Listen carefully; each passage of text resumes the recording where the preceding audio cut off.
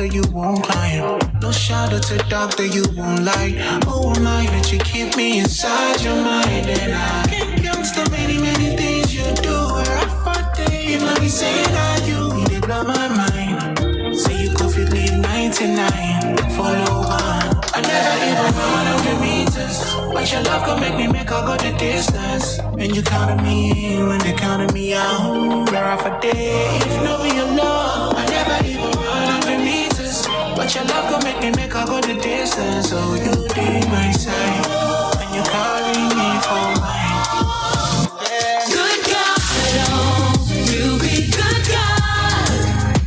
You just say show yourself, you be good God. Good God, oh, you be good God. You just say show yourself, you be good God. Oh, can I brag on God? Yes, my God has been good to me. Nothing matches his pedigree. Oh no. If there's one thing I know, my God won't let me go. I'm safe and so secure. And my soul will flow. 'Cause who else can part up the ocean? Who else can bend up the broken? Nobody but you, nobody but you, God. Who spoke the world into order? Silence the cries of the orphan. Nobody but you, nobody but you. Good God, you be good God. You just did show yourself, you be good God. Good God, you be good, you be good. You just did show yourself, you be good God.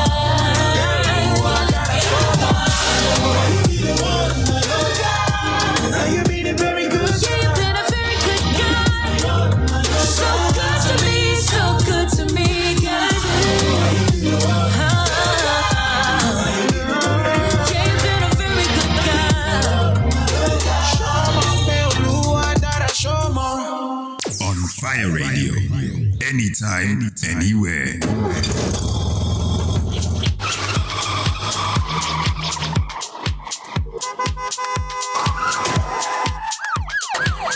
Our journeys through education take many routes from our early years to university. Academic Crossroads is here to explore key elements to help equip you along the way. So join us and our special guests as we also discuss the expected and unexpected paths, including all the challenges and triumphs while gathering your academic top tips. This is Academic Crossroads with your host, Dr. Lianje Adeyemi. Good evening, everyone, and you are tuned in live to Academic Crossroads here on Fire Radio. So, thank you for joining us. Thank you for joining us here today, live on Fire Radio, and we are focusing on building routines that stick. Now, we are hoping that you have set off to a good start. If you are returning back from annual leave after the summer, if you are back to school, sixth form, university, I hope you have had a good time settling in. And we want to start strong, right? We're in the last part of the year. So we want to start this term strong and finish the year strong. So what better time than to start now? You know, sometimes they say that, you know, if you can wait till January, but actually, if you start building the routines from now, you'll be so better prepared for January when the time comes to finish strong and start strong. So if you haven't already, please share the link out and spread the word, because Academic Crossroads is focusing on all things building routines that stick. And I will be back with you in just one moment. On Fire Radio, anytime, anywhere.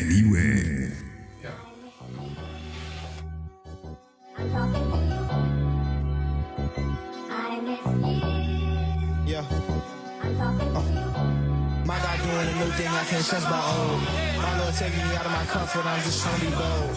Lord warm me up when my heart starts to get cold, no fold. Lord help me not fall when the battle gets strong as the foe. They don't even get a goal. I'm just trying to win souls. Devil in my ear telling me I can't. World in my ear telling me to go. This a tell in the show. Gotta say it, gotta live it. World saying that I couldn't. God said I could, and I went and did it. Used to die when I was out, but now it's different cause I'm in it. Used to live burnt out, but now it's different cause he lit it. Yeah. Used to have stains on my heart, but my God, you know that he rid it. And now I'm standing on a firm foundation on a rock that I'm sitting. Yeah. Now I'm just chill with it.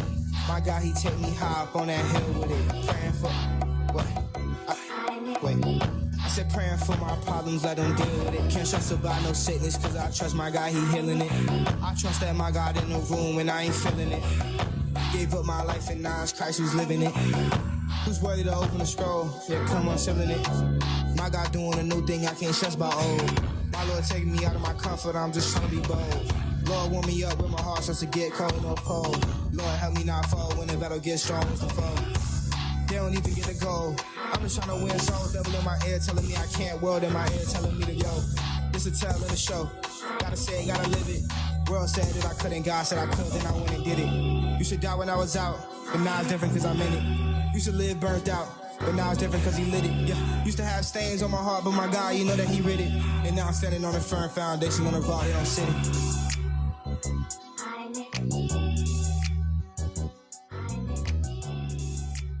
On Fire Radio. So welcome back to Academic Crossroads, and today it's all about building routines that stick. So why are routines important? Why do we need to build routines? So it's been shown that actually they help reduce stress. They help reduce stress because you can be more organized and also increase productivity as well. And they also have some positive health implications too. So a broad range of benefits for why it's best for us to try and build routines into our day. So whether you are at work, whether you are at university, or whatever you may be doing, if you can build routines into your day, then it can definitely help you across many different areas. And so my first question to you is, what is pivotal to your morning routine? What is a habit that you have in your morning routine, something that you do every single day, or it might be, something that you do every single day that you feel like, no, this sets me up well for the day. So what are some of those things?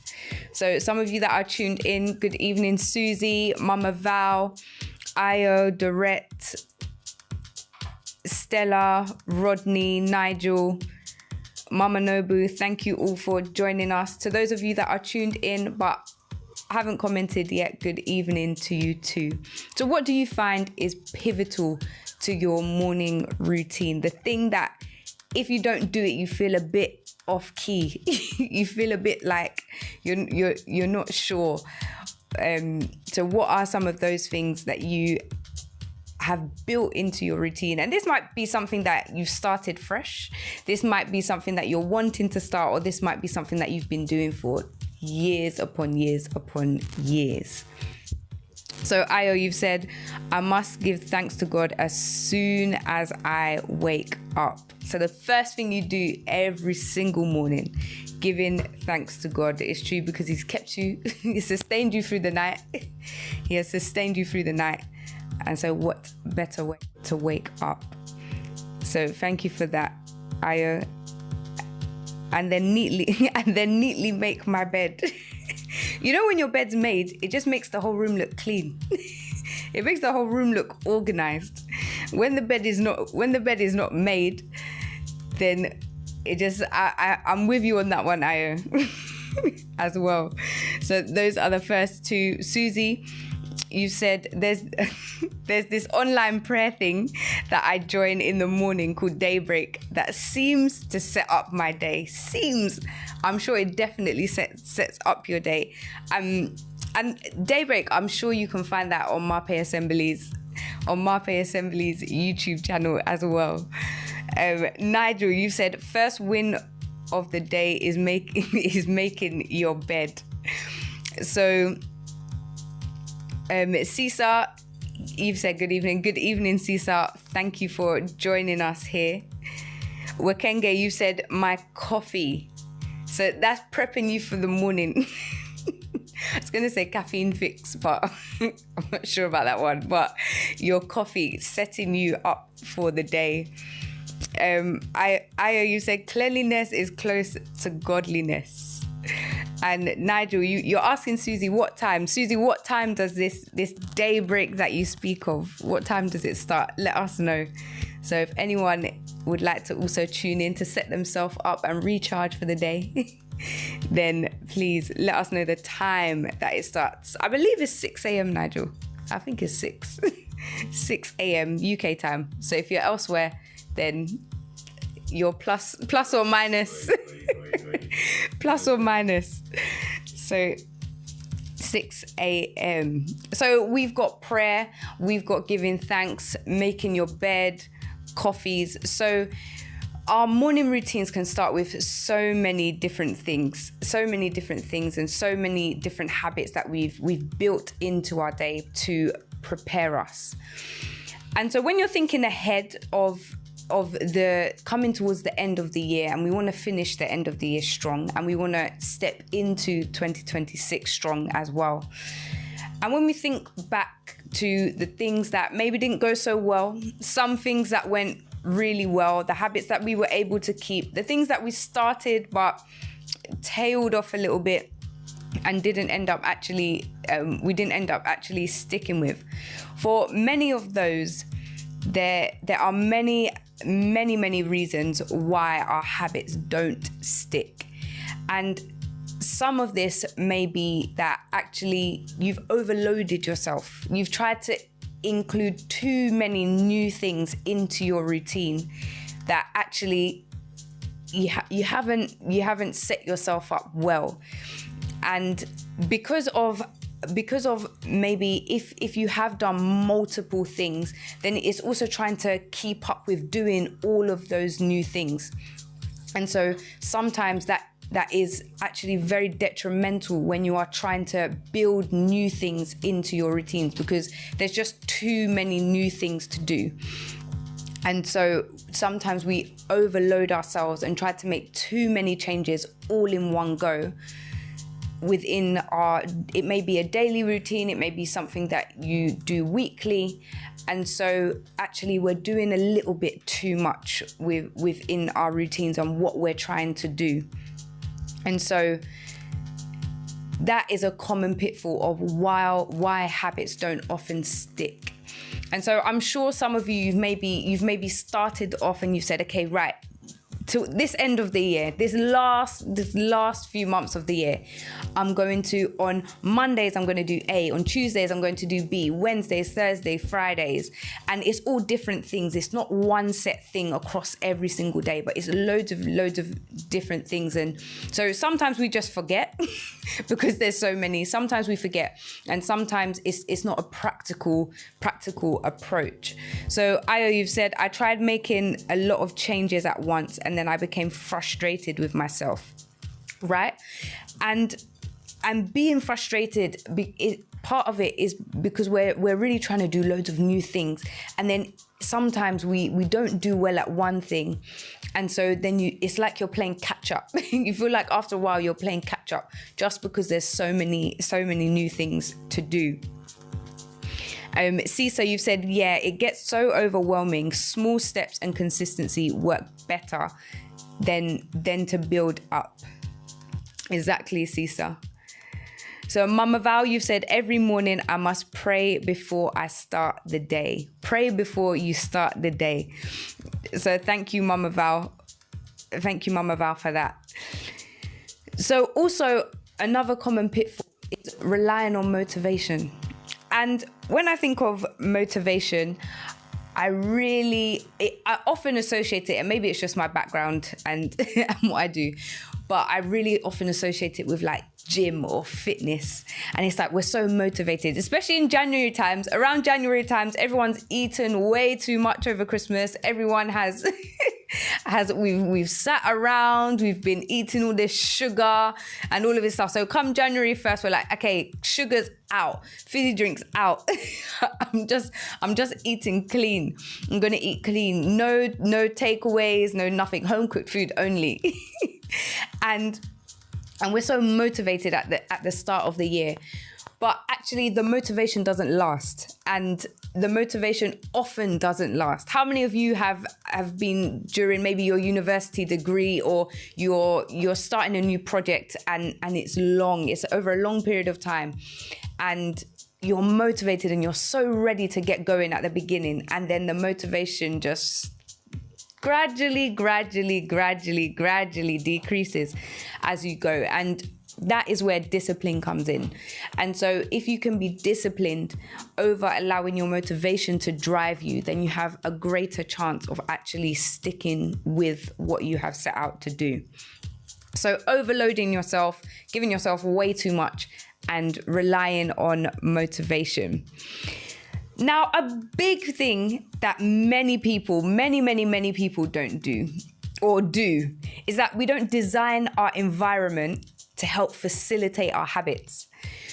We have this idea and we have this habit that we want to implement, but actually we don't put things in place. We don't switch things up in our environment that actually help us to continue and to actually build that habit. And we often find that, you know, and when I say environment, it might be if it's something you want to do at work, you know, you say, okay, I'm going to spend the morning checking my emails and preparing myself for the day. But you find that actually when you get into work, you spend the first 5 minutes at the little kitchen area, getting your water and stuff like that. You then spend the next 10 minutes prepping yourself, but you're sitting there on your phone and all of that, and you're checking your IMs, but you haven't actually sat down to just go through your emails and prep yourself for the day. And so we don't change our environment and don't set up our environment for success. For those of us that maybe some of us, and we struggle to attend this daybreak that Susie was speaking of, to attend daybreak or having that morning prayer session, have we set our alarms on our phones or have we turned them off? And so things like that, we're actually not setting ourselves up for success. You know, is your study area in your room, is it actually organized? Do you have papers and pens there to actually do the revision that you need to when it comes to the time?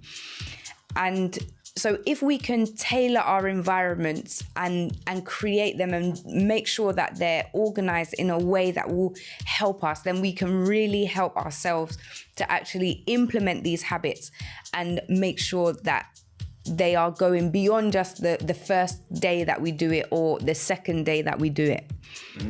Interesting. There was actually a study by Wood and Neal in 2007 called A New Look at Habits and the Habit Goal Interface. And the findings show that habits are cue-dependent behaviors and they're triggered by consistent environmental context, like brushing teeth after putting down a coffee or mug or exercising when you pass a gym. So if the environment changes, like a new home or a new schedule, as you say, the cue disappears and the habit usually fails to activate, even if it's strong.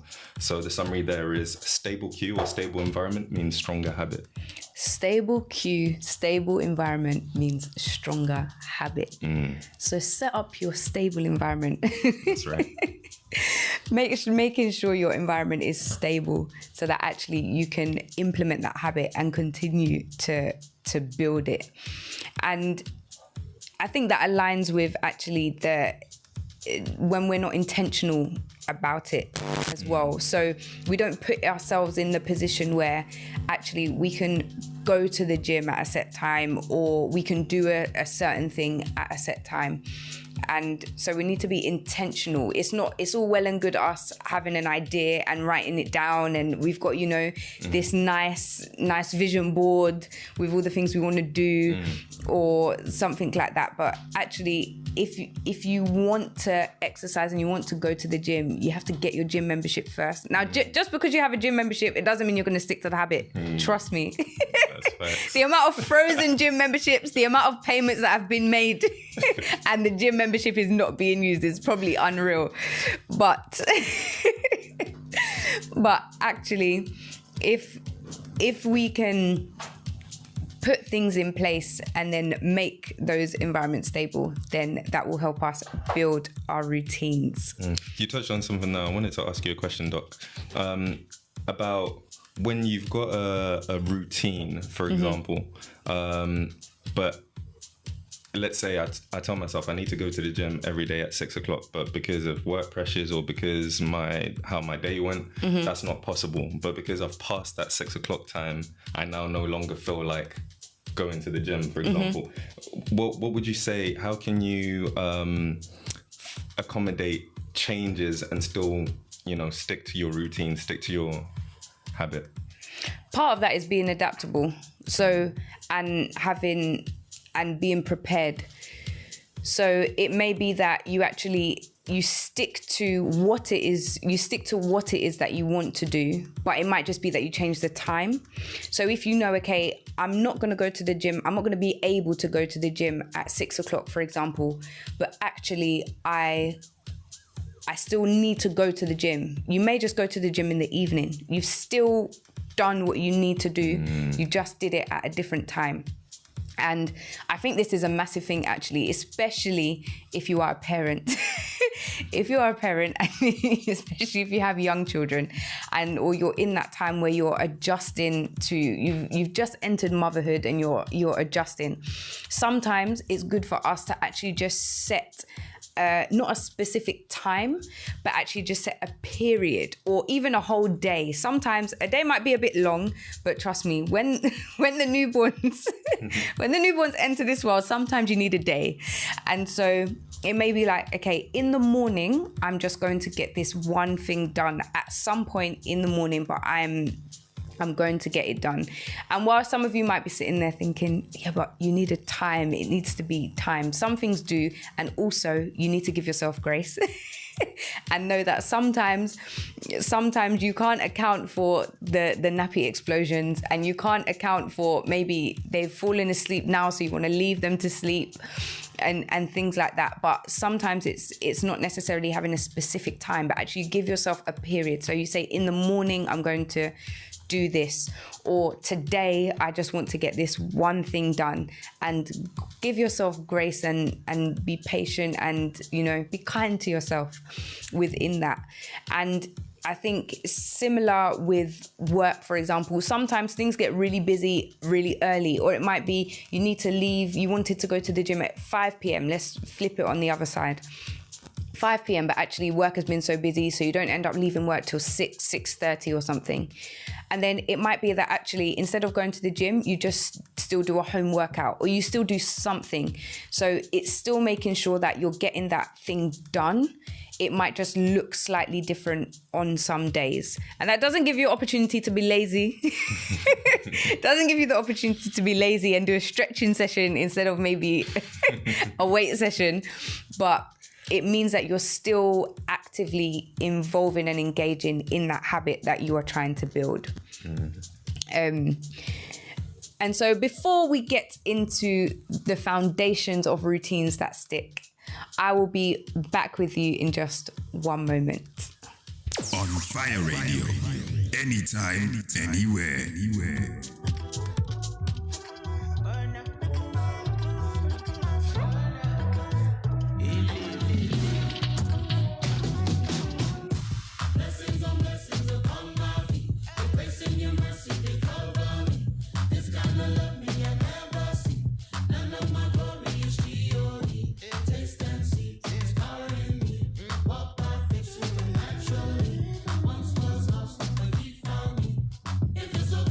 Free.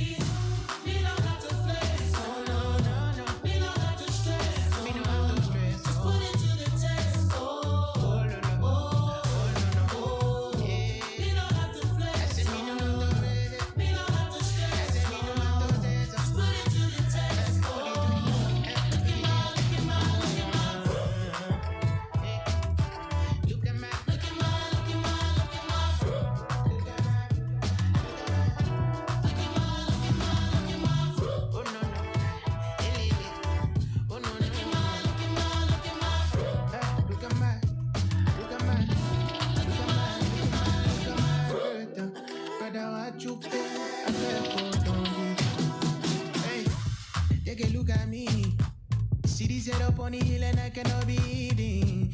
In and out of season. The fire where I carry cannot cool and nobody fit to free. So this shit, I know they butter any power will stand against me. I got the father with the fire with the do tai chi. I go there is my shoulder high till you look at my fruit. And it's because he God of the cross and he grabbed the key. Walk up the greatness and no. Into the fire, I feel no heat. Me and the shine is the dawn and leading. Taste and see, it's calling me. Walk by faith supernaturally. Once was lost, but he found me. It feels so good to be free. Me don't have to flex. Me don't have to stress. Just put it to the test. Me don't have to flex. Me don't have to stress. Just put it to the test. Look at my fruit. Look at my fruit.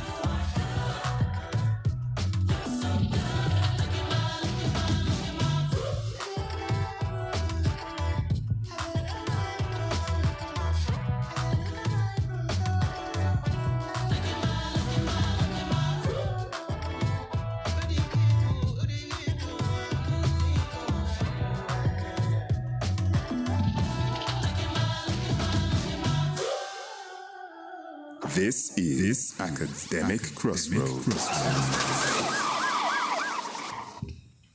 So thank you for joining us here on Academic Crossroads, where we are focusing on building routines that stick, because we're going to finish this year strong and we are going to start 2026 strong. So we've focused a bit on why routines don't work and why they fail. And we spoke about overloading yourself, that relying on motivation can be such a pitfall, and actually not designing the environment for success as well, and also not creating a stable environment for success. And so foundations for routines that stick. Now, Cisa, you mentioned this a bit earlier and you said starting tiny. So that is focusing all on just start with something small, start simple.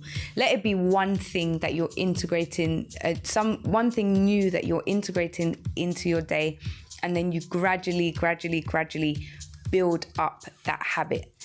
Because when you start too broad, too wide, there's no,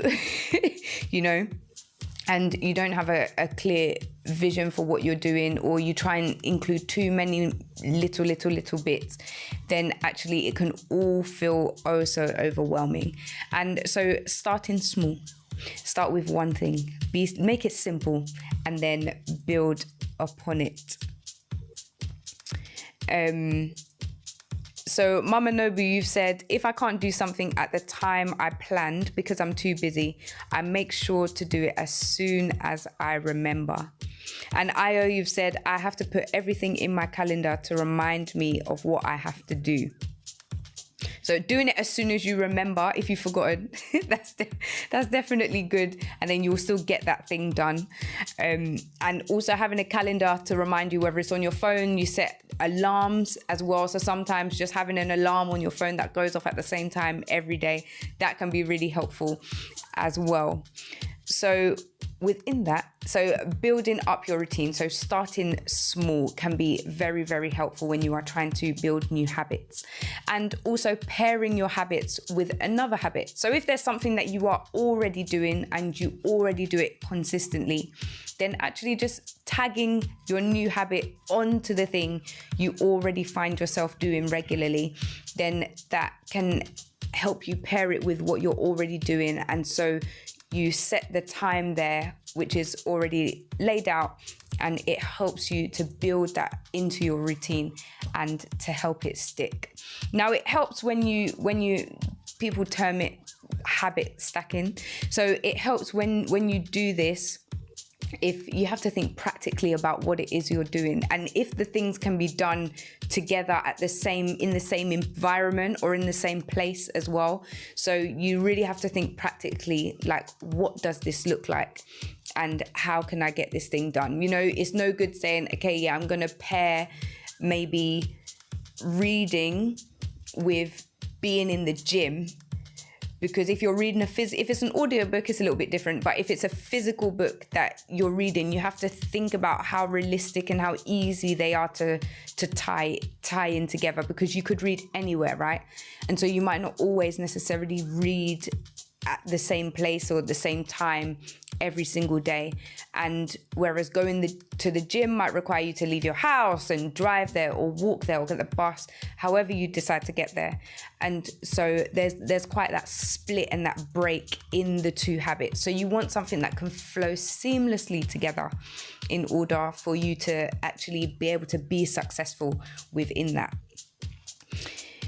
Now, using accountability. If you were at Women's Conference, this year, then I hope that you have found an accountability partner. And if you have not found an accountability partner yet, then I hope you are en route. You are en route to finding one. But having someone that you are accountable to for that particular thing. And you may have one person that you're accountable to many things. But having that one person, and you may have many different people that you're accountable to many different things. So it may be that with your university work, you make yourself accountable to a particular person. Maybe with your business stuff, you make yourself accountability. With your health stuff, you know, and that works well as well. But just making sure that you're accountable, but making sure you're accountable to someone that is actually going to hold you accountable. Not someone that you'll say, oh yeah, I didn't do it today. And they'll be like, oh, you know what, sis? Don't worry about it. It's okay. Don't worry about it. So you want someone that's going to ask you why. You want someone that's going to check in on you. Have you done this thing? I remember when I was writing my thesis, actually, it's the same person who I'm accountable to now. But I was getting photos of eyes looking at me. Have you done your work? Have you done your work? Have you done your writing today? And so sometimes you just need that. You need that push. And it is really helpful because whilst it can bring about joy, so you don't feel so lonely on the road to building your habit. It can bring about joy as well. And if you make it fun yet firm, that's what we're all about with accountability. So making sure that actually you have somebody that is going to check you when you need it. And also someone that is going to celebrate you. We're getting eyes. Also someone that is going to celebrate you as well when you achieve that thing and when you have built that habit out over time as well. So making sure that you do this. And it may be a friend. It may actually be that also you use an app. Maybe you have an app. There are some apps as well that check in and they'll say you haven't done this today or you haven't done this in a while. Keep up your streak and stuff like that. So there are apps that maybe if you're using that app to build a habit, so it may be like learning a language or, you know, reading, something like that, then it will check in on you as well to let you know that you haven't done it. And broader than that, it may be community groups that you're in. And now this may be more, so if you might be in a study group, you might be, you know, in a book club, you might be doing research, it might be at work as well. And it might be like to do with L&D and CPD, but actually having communities around you as well, because then also it helps motivate you and it helps push you as well, because you're all working towards the goals together. And whilst the goals may vary slightly, but you may have set times when you want to achieve certain things by. You may have deadlines as well when you need to achieve things by. And so actually having communities around you can really help you. And you celebrate your wins together as well, which is always nice. Some sources often cited that people are 65% more likely to achieve a goal if they commit with someone else? 65% more likely. 65. So make yourself part of that 65% and find yourself an accountability partner. That's right. So starting tiny, start simple, do one thing at a time and build on it. You know, habit stack, pair your habits with something you are already doing and make them practical, make them realistic, and make the habits things that can actually flow seamlessly from one into the other. Making sure you're also using accountability, find those friends, use those apps, and integrate yourself into those communities so that actually you can be part of that 65%. Now, my final thing for making habits stick is actually design friction. So this is just a term in relation to actually by design, the way you set things up, it makes it harder to do the bad thing, but easier to do the good thing. So what do I mean by this? For example, if you are trying not to eat a certain thing, let's just say sweets, for example. If you're trying not to eat sweets and chocolates and biscuits, if you don't buy the sweets and chocolates and biscuits, then you can't eat them as freely and they're not as accessible in your house as you would like. But if you instead buy apples and bananas and pineapples and mango, strawberries, whatever fruit it may be, or you might be trying to go down the vegetable route and you want to eat more carrots and peppers and whatever it may be, cucumber. And so if you buy those, then actually by design, the way that you've set up the environment, it's a lot harder to do the thing that you're trying to drop than it is to do the thing that and it's a lot easier to try and do I had to think about it. It's a lot easier to try and do the thing that actually you are trying to implement. And so this may also be the same with, like, if you are trying not to use your phone, then maybe leave it somewhere else in the house during the time where you need to focus on something else. You may turn it off, or you can use apps that isolate certain apps and don't let them work at certain times and things like that. And so if you're implementing those things, then actually by design, you're making it harder to actually do the thing that you no longer want to do, and then facilitating an environment whereby you are actually giving yourself a greater opportunity for success of the thing that you do want to do. Right. You know, I think going to the gym is a good one, because sometimes we can set ourselves up for wanting to go to the gym, but actually going to the gym is not practical. So by design, your sofa's already in your house, so you can't necessarily remove the sofa.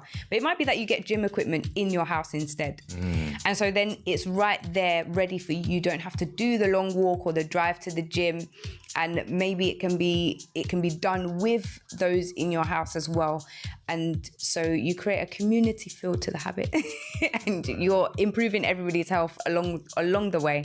So it would be an amazing thing. But if the gym isn't practical, but you wanted to get fit and get healthy, then that is an alternative. You know, there's videos and things as well that you could watch in order to help you achieve that. So designing your environment to creating that friction, so making it harder to do the things that you're trying to drop and easier to do the things that you are trying to implement. Amazing. And in simple terms, I guess that's reduce friction for good behaviors and increase friction for bad ones. There's actually a quote by James Clear on atomic habits, and it's based on behavioral psychology research.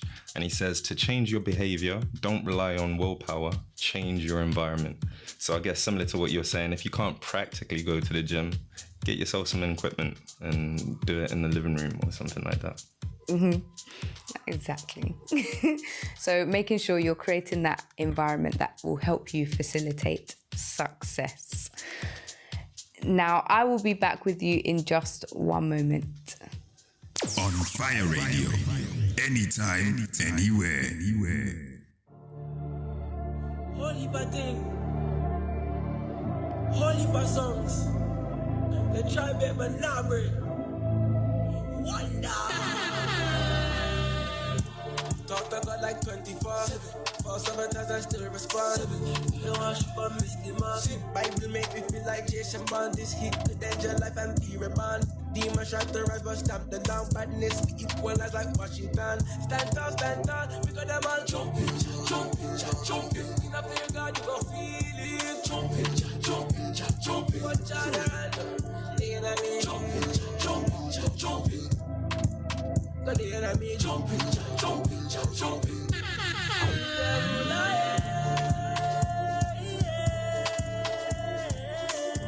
When the enemy come around, hit the walls like Jericho, break it down.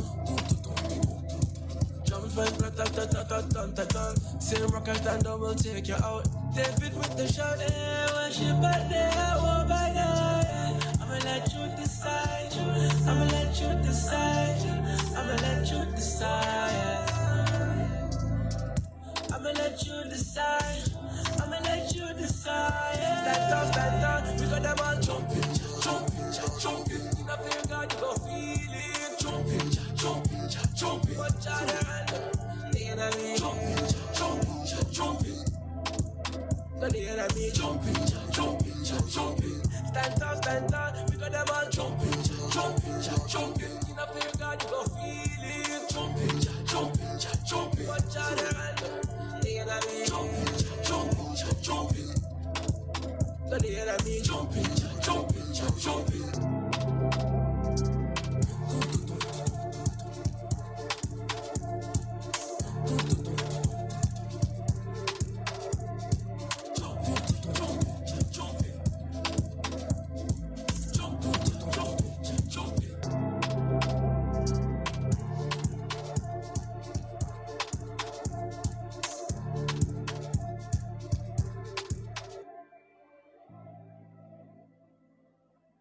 This is Academic Crossroads. So thank you for joining us here on Academic Crossroads, where we have been focusing on building routines that stick so we can finish the year strong and step into 2026 already prepared. So we've focused on foundations for routines that stick. Also, we didn't go into our advanced strategies. All right, let's touch on those quickly. So in terms of foundations, what are some practical things that you can do to support your routines? Now, quickly, tracking your progress. So whether it's that if you are trying to drink 8 cups of water a day, you may have 8 cups drawn out in your diary and you color them in when you finish your cup of water. You may track them digitally. You may have an app or something that you've developed yourself. It may be an Excel spreadsheet. It may be whatever it is, but just having something to track your progress with that habit can be really useful. And also coping with setbacks. So sometimes we really have this all or nothing mentality, and when we have this, it can sometimes be quite detrimental, because then if you don't achieve what you've set out to do, sometimes then you can just feel like, okay, then I'm not doing it at all. Trust me, I know the feeling. And so giving yourself the opportunity and actually thinking of it as a progressive development into what you are already doing, then it can really help you when you maybe it's achieved in a different way, or maybe you didn't do as much of that thing as you wanted to. So maybe you drank 6 cups of water instead of 8, or it may be that actually you didn't make it to the gym, but you did your home workout. And so being open to actually the habit just being slightly adapted when it can be, whilst you still need to make sure you're disciplined and you're not being lazy, but actually being open to adaptations as well. And finally, reviewing your progress periodically, because life changes. Life doesn't stop just because you've built this new habit and everything is going to go on time every time. Things happen. It may be that actually instead of driving to work, you have to take the bus or walk to work. It may be that actually you're pregnant, and so implementing that habit, things might have to change. You know, it may be that actually you get a new job, and so the way that you incorporated your habit in your previous role or your previous workplace might actually have to be different. Maybe you've changed classes, or you're now over the other side of the school, and so the habits you built in before have to just adapt slightly. And so being open to those adaptations and actually reviewing your progress and thinking, okay, now during this last part of the year, how can I implement this habit? And sometimes things don't change, and that's great, keep going.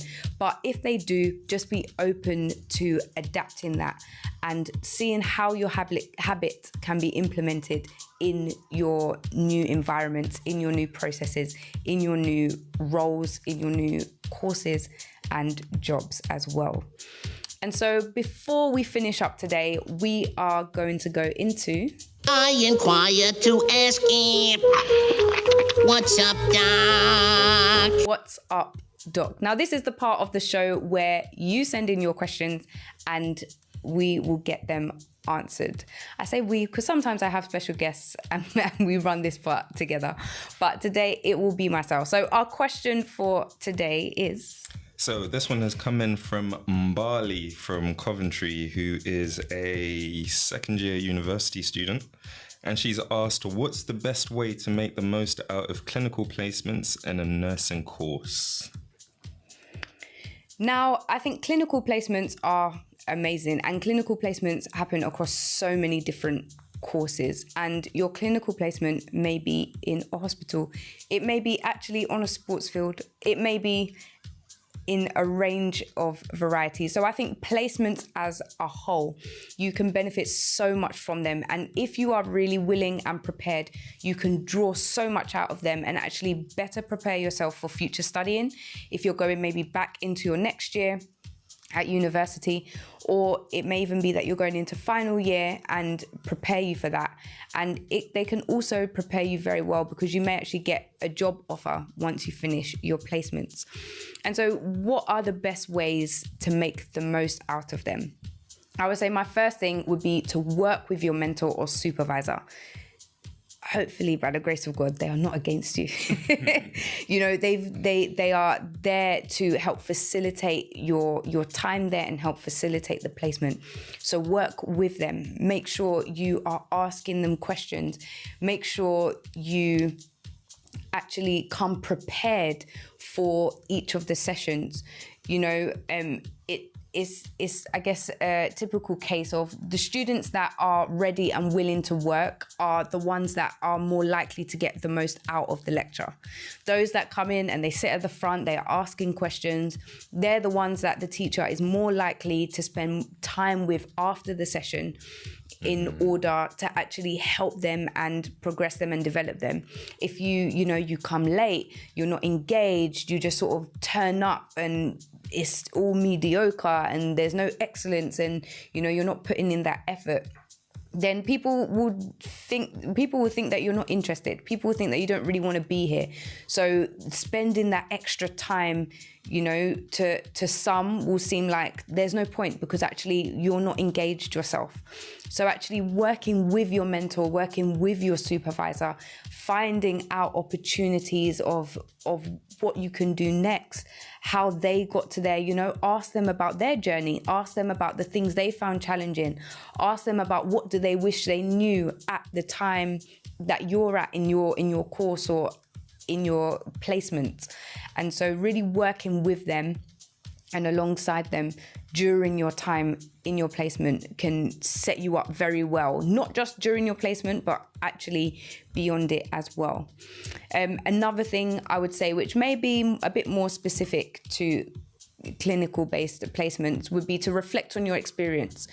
So don't wait until the very end of your placement to reflect, but have points. If you've got like a 6-month placement, for example, it may be that actually you have a look 2 months in, you then look again in 2 months, and then you do one again at the end. So it may be that the reflection points are different depending on how long the placement is. but make sure you're definitely doing a reflection midpoint and at the end as a bare minimum, because this will help you look at the skills you've built up, the areas that you need to work on. And it's not that you've gotten to the end and you thought, oh, actually, I didn't do A, B, and C, but you're already at the end of your placement. So there's no opportunity for you to develop those skills during that time. So really making sure that you are reflecting as you go, and that you're utilizing that reflection time to think, okay, what skills do I need to develop? What skills have I already developed? And then finding opportunities in the next part of your placement to actually work on those skills and work on the gaps in your understanding, in your practice, so that actually you finish your placement strong. Another part I would do is, even though you're in your placement and you're doing it in your particular area, speak to people. Find out what other people do. Find out what happens elsewhere, elsewhere in the place that you're doing your placement. Find out, you know, and speak to everybody. I think sometimes we think that I'm on a placement, I'm doing X and this is what I'm supposed to be doing. But your role is often supported by so many other people. There are admin staff that help you do your role. You know, there are other professionals. Often it's multidisciplinary teams as well. And so there are so many different professionals that are helping you do the work that you're doing or that you're going to do. So making sure you speak to everyone, find out what they do, find out how their work contributes to your role as well. So then you have big picture thinking. You're not just thinking solely on your lane, but you're thinking actually, and also how does your role influence and impact other places? So having that real big picture thinking, making sure that you're speaking to people, finding out what they do, how it impacts what you do. And you never know, you may find opportunities there as well. And lastly, and I think this is one of the most important, but be willing to do more. When you're doing your placements, often you're a student. So it gives you a massive opportunity because people are willing to grant you grace. The things that once you're qualified, you cannot mess up on. You cannot mess up on, and people are expecting you to know. When you are a student, you have that grace. And so if there are things that you're not sure on, or you might be a bit scared of something, or you might be a bit fearful, but just be bold and give it a try. Be willing to try something new, things that you've never done before. If you know there's opportunities for additional training, go for them. Because whilst you're a student, one, a lot of things will be free. And also, two, you won't necessarily have the time once you're qualified to actually be able to do the training in such a relaxed environment as you would have when you are studying and when you're a student. Sisa, you said that's so true. Student allowance. I'm telling you, the amount of allowances you get because you're a student, and the amount of time people are like, oh, okay, and they're willing to talk you through something and almost coach you through it. Whereas once you become qualified, no one's got time to be coaching you through it, because you're actually probably going to be looking after other students. And by then as well, hopefully you know what you're doing. But there's not that grace period as much. So really making sure that you are willing to do more during your placements so that you can make the most of it and build up your skills. So working with your mentor and supervisor, making sure you reflect on your practice throughout, speak to people and find out what they do, have that big picture thinking of your role and how it influences and how it's also influenced by others, and making sure you are willing to do more. So before we tie up and wrap up this episode, Nigel has a quiz. So I hope you've been listening. I hope you've been listening throughout the episode, and get ready to drop your answers in the chat. So Nigel, would you like to begin our quiz? No, thank you very much, Doc. And first of all, thank you for today's segment. Really enjoyed it. Very insightful, packed with gems. So I just want to see if people were listening today. So here's a question for you. What was the term that Doctor used relating to making good habits easy and making bad habits hard. If anyone gets the term, we've got a special prize for you. Over to you, Doc. So what was the term I used in relation to making good habits easy and bad habits harder? I hear there's a prize on the card. This is On Fire Radio. Big prizes, big budget. On Fire Radio. Big prizes. Can I get that one more time, please, Ted? On Fire Radio. That's right. Big prizes. So Keziah came in first. Design friction. Design friction from Keziah. Well done, Susie Keziah. said friction. Mama Nobu said friction. Mercy, you said friction. Keziah has come back, but I saw your comment first. Can we get some claps, please, for Keziah? That was fire. That was fast. She was quick. She was quick. You will get your prize on Sunday. Congrats. So, Keziah, your prize will be coming on Sunday, and we will announce it on the next episode. On Fire Radio. So, well done, Keziah. Thank you for your fart. That was super quick. She was quick. You must be taking notes. So that is all we have time for, unfortunately, here on today's episode of Building Routines That Stick. So I hope you found this useful. Make sure you send the link out and share it far and wide, because we may be finished live now, but you will be able to watch it back as many times as you like on Marpe Assembly's YouTube page. So don't forget to click the subscribe button, like the episode, and join me here next week for another episode of Academic Crossroads on Fire Radio. On Fire Radio. You have been listening to Academic Crossroads. Join us same time next week for more academic top tips with your host, Dr. Leanne J. Adu-Boahene.